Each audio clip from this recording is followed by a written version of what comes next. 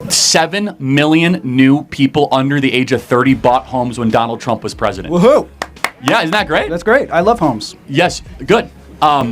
Now it is harder than ever to buy a home. When Donald Trump was president, interest rates were 2%. Now they are upwards of 10%. Wasn't that also partially caused by COVID? I'm not a professional on this. No, it's fine. Yes, of course it was partially COVID, but the point, a lot of it was bounce back. Donald Trump oversaw the greatest economy in American history for people our age. So yes, but to ask the question of deregulation, he got rid of 5 regulations for every 1 new regulation that he put in. Okay. And a lot of it is just paperwork. It's stuff that would drive you insane. Let me actually, so here's a good example. I'm guessing you have student loans, right? FAFSA? No, you don't have student loans? Not yet. I'm a freshman, so. Well, how are you paying for college? I mean, I don't have. I have FAFSA money. Okay, that's a student loan, right? Well, it's a grant, so I don't have to pay it Okay, back. so I'm paying for your college. Yeah. Fine. Well, and when I graduate, I'll be paying. So got it. That's but fine. yeah. So my parents are too. That's fine. Okay.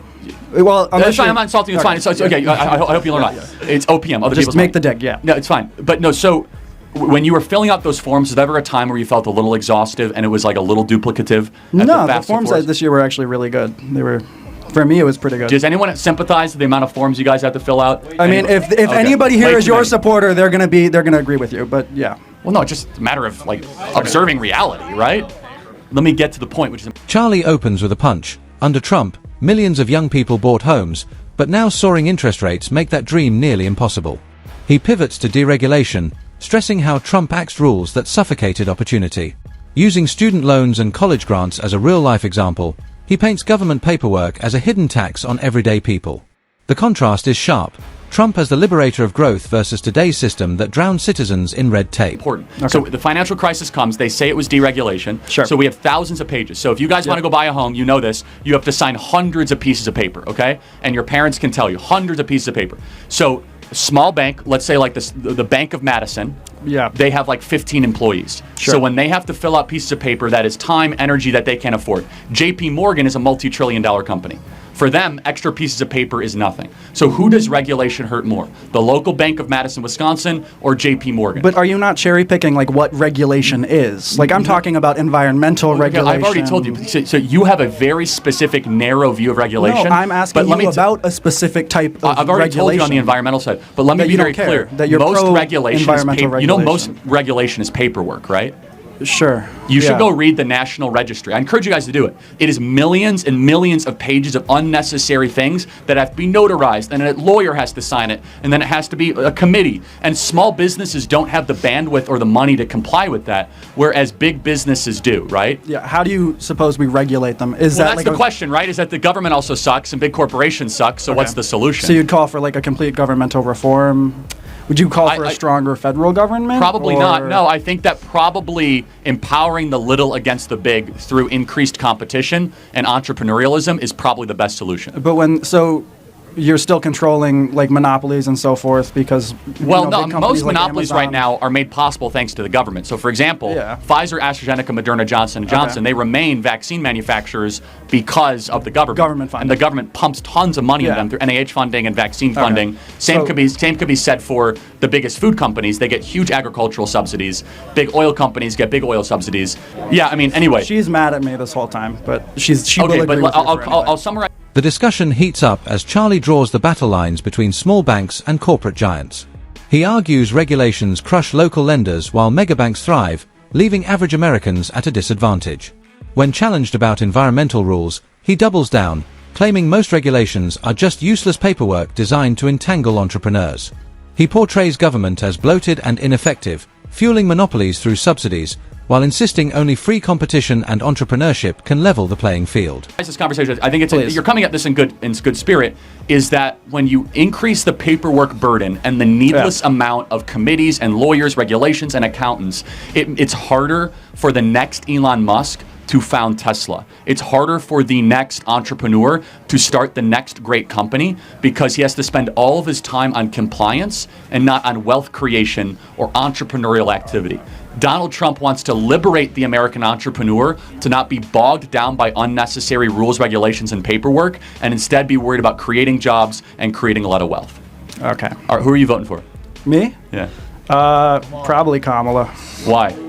Or I'll just write somebody in, but probably Kamala. It's just, My views. What's her greatest accomplishment? Kamala's greatest accomplishment. I mean, I don't know. I don't. No, can you name a single accomplishment? I don't follow politics that much, to be honest. I couldn't name Trump's. But then why Kamala? Because you just like instinctively said Kamala. Because I'm a Democrat. I'm a registered Democrat. But can you just help me out? Because what is I've seen Project 2025. I don't really agree with a lot of this stuff. What? I mean, dude, what do you want me to say? I told you I'm not a professional on this stuff. Anything? Yeah, I mean, you're voting for Kamala. I'm curious why. Should I not vote? I mean, I think you should vote for Trump, obviously. Oh, why should I vote for Trump? Well, because you'll be wealthier, happier. There won't be World War III. We'll have a border. Can you tell me? Charlie sharpens his attack. Red tape, endless committees, and compliance lawyers, he says, are why the next Elon Musk might never get off the ground. Trump, in his telling, wanted to unleash innovation and jobs, not bury ideas in paperwork. But then comes the twist. His challenger admits she'll probably vote for Kamala Harris without being able to cite a single accomplishment.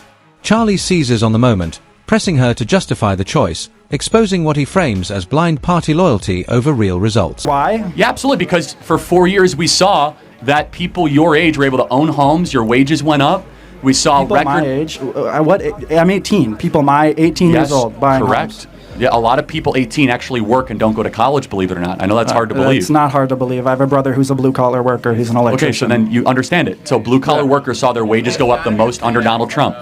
Younger voters were able to buy homes under Donald Trump. We saw the greatest economy in American history. Donald Trump had peace across the world. We his first president.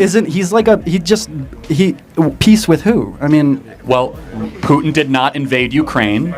Israel was not at war with Gaza. No. It was the first president in 40 years. But wouldn't you say, couldn't you argue that some of his policies allowed this to happen? One second. There's a first president in 40 years where we did not have a new war, correct?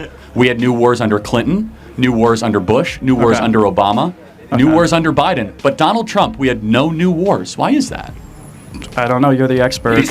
Because he was a great president. Because we had peace treaties. Because it was peace through strength. The point is that we don't have to guess about the type of president Donald Trump is. Are we weaker with like a Democratic leader? Absolutely. That's With the gloves off, Charlie makes his closing pitch for Trump: more wealth, rising wages, peace abroad, and borders secured. He hammers home that young workers thrived, blue-collar wages climbed, and unlike past presidents, Trump avoided new wars. The exchange intensifies as Charlie invokes Biden's failures: Ukraine, Gaza, global instability, contrasting them with Trump's peace through strength. For Charlie, the contrast is undeniable. Trump equals prosperity and safety, Democrats equal weakness and chaos. the argument. Interesting. Well, think about it. Our dollar is worth less. BRICS is ascendant. Putin invades Ukraine. China's wealthier than ever. Trump. How many pictures did Trump take with Putin? Well, hold on. This is interesting. So pictures are a bad thing? Well, wait, hold on. Why is he so associated with him? That's an interesting question. So under Obama, Putin takes over Crimea. Okay. Under Biden, Putin invades eastern Ukraine. Yet his buddy with Trump, he doesn't take any land of Ukraine. Why is that? Maybe because Donald Trump used diplomacy, and he was able to have Vladimir Putin understand that you take a square inch of Ukraine, we will launch rockets into Moscow. Would we really do that? Do you think we would have done that under Trump? It doesn't even matter if you think it or not. What we know is the reality, is that hundreds of thousands of Ukrainians did not die under Donald Trump's watch. They did die under Kamala Harris and Joe Biden. Sure, yeah. I can't argue with that. I mean, I don't. How many American soldiers died under Trump? Very few. Yeah. How many died under Biden? A lot, actually. How many? 13 in one day at the Bagram withdrawal in Afghanistan. Okay. Yeah, and not to mention the American hostages killed just the other day. Where? In Gaza? In Gaza? Yeah, they were American passport holders that were American Were they citizens. like press people? No, they're American citizens that were at a rock concert, like a rave concert in southern Israel, were kidnapped by Gaza. So we are on the verge of World War III. Our dollar is worth less than ever before. It is harder than ever to buy a home. The economy is worse for everyone in this audience than it has been in over 30 years. You're saying all this stuff, but again, like I came to you about environmental regulations. No, for sure, but this is. No, I know, but I just want to go back to. I asked you. That's fine. You can vote whoever you want to. This is like led to this. I understand that I've contributed to it. No. It's totally fine. Obviously, I asked you why you'd vote for Kamala. You gave an answer. Yeah. And you have a right. I don't know. Yeah. Fair enough. Okay. I will go home and do research. Come back and tell me an accomplishment. And when will you be back next? I will actually be at the Alabama-Wisconsin game next Saturday, so come find me. We're gonna get. Yeah. So if you find I'm gonna go Badgers. If We're losing. if you find a single accomplishment of hers, only if you say you're voting for Trump. I'll take it. Yeah.